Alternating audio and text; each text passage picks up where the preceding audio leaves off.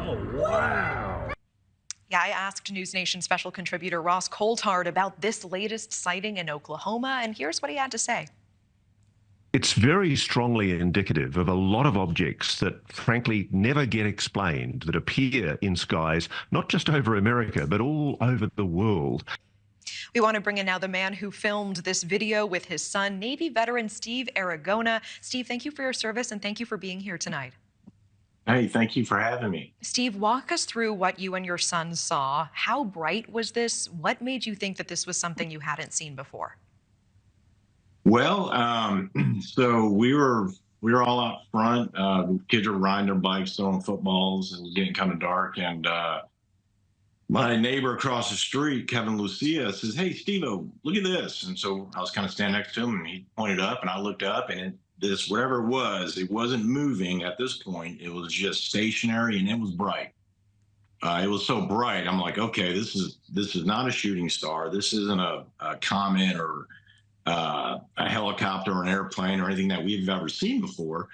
So like everybody else, man, we get our phones out, and I'm doing a little video of it, and the kids have their opinions on what it was, which was kind of comical. And the rest is kind of history. But it eventually started moving, and then once it started moving, it shot out this almost looked like a round, smoky type circle. And usually if something like that happens and it's a rocket, after listening to numerous experts, it would move away from that circle. Well, not in this case. This object actually moved towards the circle that it produced, which was really odd for us. And then it eventually disappeared.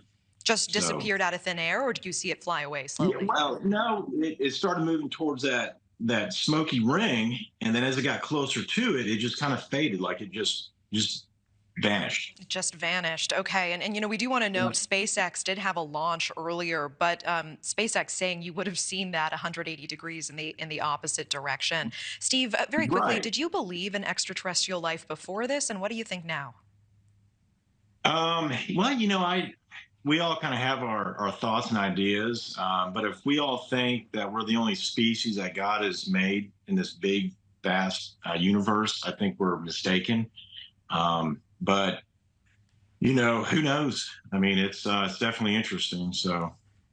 Definitely interesting, Steve. Steve Aragona, appreciate your time tonight. Thanks for just telling us what you saw. Thank you. Ross Coulthard joins us now with more. Did they find the object, the pieces of the object they shot down? No, ma'am, they did not. In fact, it's a continuing mystery. 6 months on, the public's been told nothing. We've been told that they didn't find anything, even though the New York Times and other institutions were reporting at the time that the sea ice was frozen, and that it was quite clear, there was very clear open conditions that day. The conditions were perfect for recovery. And moreover, it was reported in media that there was something anomalous about the Alaska object in particular, that somehow it remotely interfered. Like what? I'm sorry, I interrupted you. Meaning what? Anomalous? That's how? right. No, I mean, there were reports that the Alaska object somehow remotely interfered with the sensor systems of the US fighter jets that tried to intercept it. And this is an ongoing mystery, Elizabeth. We just don't know. And I think the public's got a right to know what happened. And the Pentagon has indicated it's soon about to start releasing some of the shoot-down vision. Because this was an unprecedented incident. For the first time in 65 years, NORAD used lethal force to engage a UAP over American airspace. Yeah, and we just had a Pentagon briefing a few days ago on UFOs, or UAPs as they call them now, saying we're going to be more transparent and share more. And you've got a lot of questions here, and we have no answers. All right. It is really quite extraordinary. I mean, I just find it amazing that we don't know the answers to what happened in February, and I think the public's got every right to know. The world's UFO hotspots have now been revealed. The Defense Department has released a new document. There's a map included detailing where the most significant UFOs have been recorded based on reports from 1996 and then this year. I want you to take a look. As you may expect, the west and the east coasts of the U.S. are on the map, but Check out some of the other places: Nagasaki and Hiroshima in Japan, parts of the Middle East like Baghdad, Doha, and Dubai also on that list. It comes from the Pentagon's All-Domain Anomaly Resolution Office, or the AARO. It was formed in July of last year. There is a website. It provides updates, or it's supposed to, on resolved UFO cases as they are declassified. Jim Negus joins us now. He's a solar physics research scientist at the University of Colorado in Boulder. Hi there. Thank you for being with us. So the U.S. notoriously has been secretive about the UFOs and program and any identification and investigations into them compared to other countries. Why is that? Well, first of all, thank you, Marnie, for having me on. And I want to emphasize to your audience how important this topic is. So this threads defense, science, and the public community. But I want to first emphasize how important it is to first utilize scientific processes to constrain that these are actually UFO sightings. Now, from my realm of astrophysics, there is a distinct process before we can evaluate a phenomena as actually existing. And I think it's important for us to execute much of that method before we certainly identify any of these UFOs. I mentioned that program a moment ago, and I've got to be honest, I didn't go on today, so I'm not sure if this is still true, but I did try to jump on the website recently, in the last month or so. I couldn't find any information on how to report UFOs. I didn't find a phone number or an email or any direction. So they say they've set up a program for people to provide information and possible sightings, yet the general public, which I was trying to access, cannot. So where does that leave us? Absolutely. So this is the All-Domain Anomaly Resolution Office. And I myself was on this website and surprised by the lack of ability to actually report and to assess the data that has been shown on this portal. And, for me, I think, NASA and other global space agencies have devoted billions of dollars on the conquest of searching for life in our universe. And so, for me, I think, why not create a ground-based observatory dedicated towards these sightings? Technology has grown so exponentially that an amateur astronomer can today take brilliant images of nebulae and stellar clusters and dying stars. So why have we not devoted the resources, which are fairly small when you consider the billions of dollars that have been devoted? Why not create ground-based observational observatories that can definitively provide high-resolution images to the public? Right, and by not doing that, it leads to more skepticism in the public, right? If we don't have definitive information, if we don't have high-resolution images, people go, well, maybe you have them and you're not sharing them with us. So it leads to speculation as to what may and may not be. It also, back to that website, it's a website the Pentagon set up. Does it indicate to you they're not taking this seriously, that people want to know and have a desire to know? I think there are certainly more steps that could be taken. And I want to provide a quick sort of parallel. So from the astrophysics community, we have many surveys that look at millions of galaxies. And certainly those numbers are too large for just the scientific community to analyze. So what we've done through a Galaxy Zoo process is provide a public portal where the public can come and see our data, can help us analyze what's real and what's not. And through the interactions of the public, the science community, then we can begin to posit what we think these sources actually are. And I think the next step as we look towards UFOs and UAPs is to create more bridges between these seemingly secular communities. Train sightings over Arizona has U.S. fighter jet pilots becoming increasingly worried of what they could be encountering midair. Just in the last few years, there were about 6 reports made to the FAA describing, quote, unmanned aerial systems flying over Arizona's most restricted airspace. Some of these flying objects were spotted as high as 36,000 feet and flying up to nearly 600 miles per hour. Arizona has over a handful of military bases across the state, including the state's Air National Guard. These latest reportings are having some ask the question, what's really out there? Here with us now is Alex Dietrich, former military officer with the U.S. Navy with 22 years of experience, pioneering as one of the nation's first female strike fighter pilots. First of all, Lieutenant Dietrich, thank you so much for your service. Oh, thank you. Thank you for having me. Tell me your story. What made you speak out now? Well, I haven't been withholding information or not speaking about this incident happened back in 2004, the Nimitz encounter, when we were conducting training exercises off the coast of San Diego. We reported it at the time. It was never classified because it is, a purely, truly unidentified encounter that we had. We don't know what it was, and we couldn't speculate at the time, and I won't speculate now. But ever since, there have been reports and investigations, and I'm certainly here to advocate today for a systematic reporting system to have the resources and the training and the mechanism so that when people do see something unusual, they have a way to report it, and that we have resources available, qualified teams to investigate and analyze and make sense of what we're seeing. And Alex, more often than not, Lieutenant Dietrich, you all would discuss amongst yourselves, hey, did you see that? Yeah, I saw it too. And sometimes there was safety in others having seen or experienced the same thing. Oh, please call me Alex. And sure, there's a stigma around the topic of UFOs, because of Hollywood and sci-fi, and we've made fun of it and snickered about these silly movies and books and shows that we watch. But really, if we see something in our airspace that we can't identify, we worry about national security. We worry about safety of flight.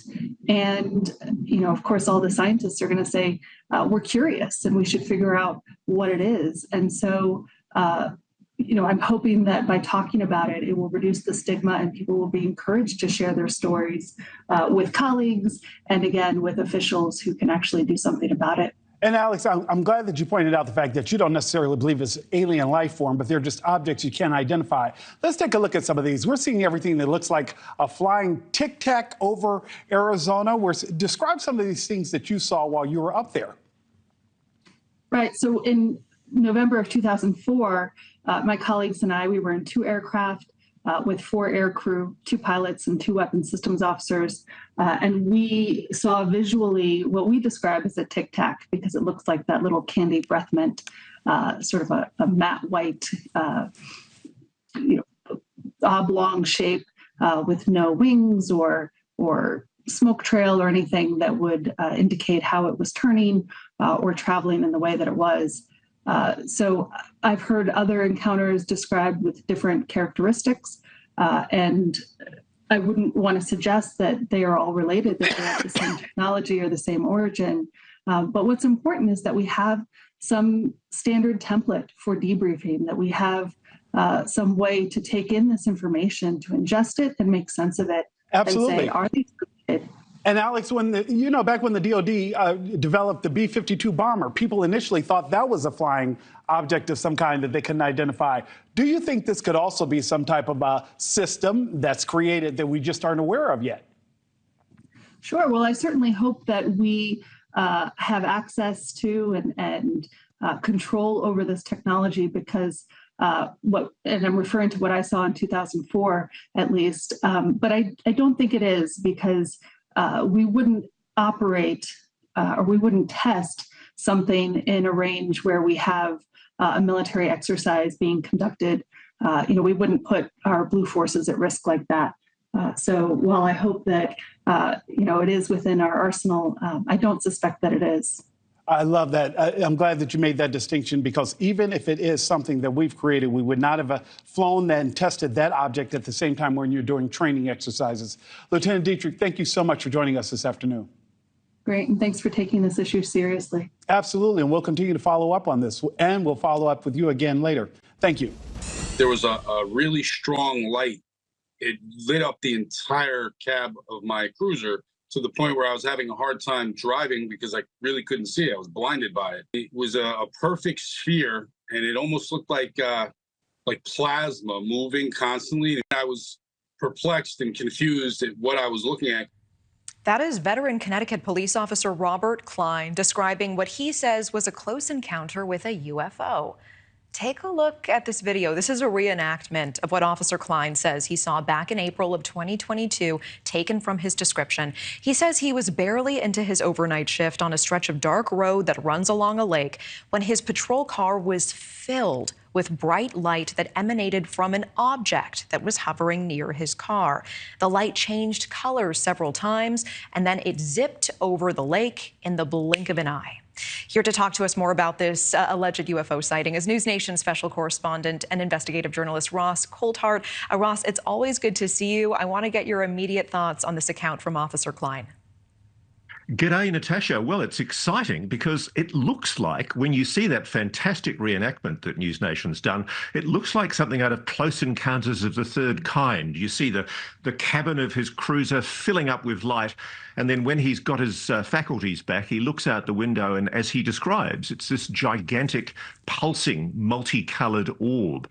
And it's quite extraordinary. But the thing I find fantastic is that an officer with the experience, 25 years experience of Robert Klein, showed the presence of mind and indeed the courage to feel okay about coming forward and talking about it publicly.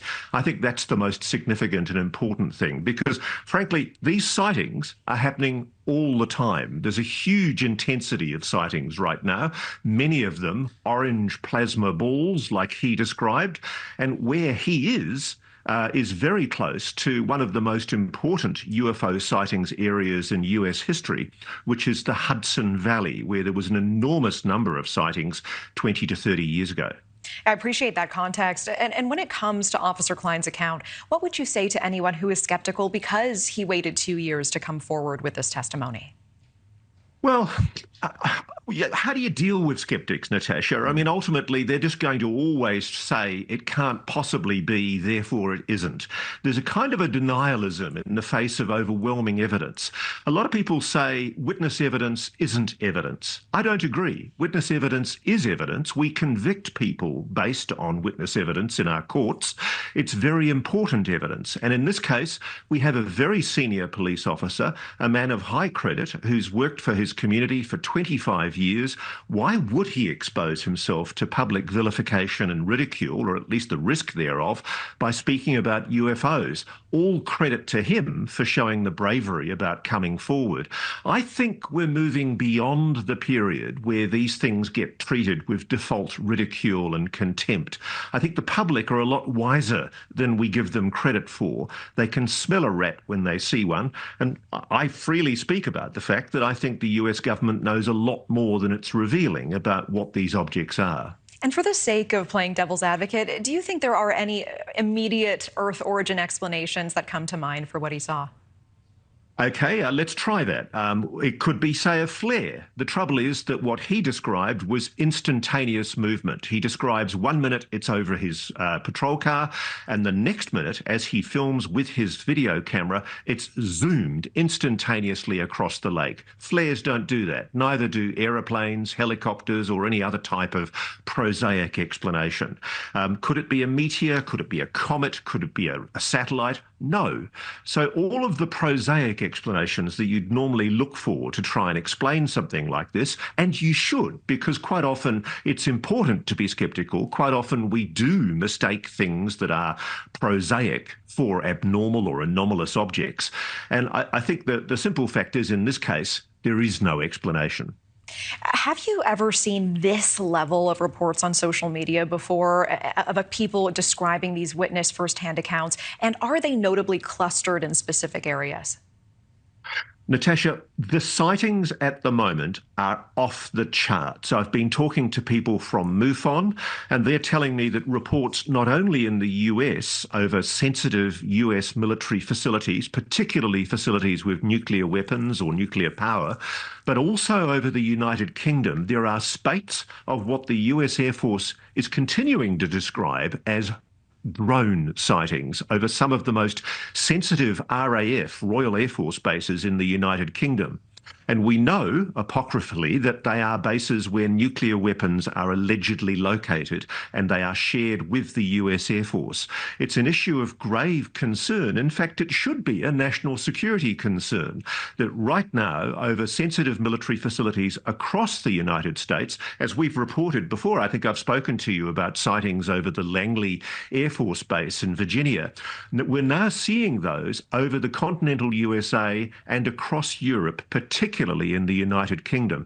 Sightings are off the charts. I've never had so many reports coming in. And a lot of them, intriguingly, Natasha, are orbs, plasma orbs with this distinctive orange-red colour that Officer Klein saw that evening in 2022. Thanks for watching. Go to joinnn.com to find NewsNation on your screen. And don't forget to click the red subscribe button below to get more of NewsNation's fact-driven, unbiased coverage.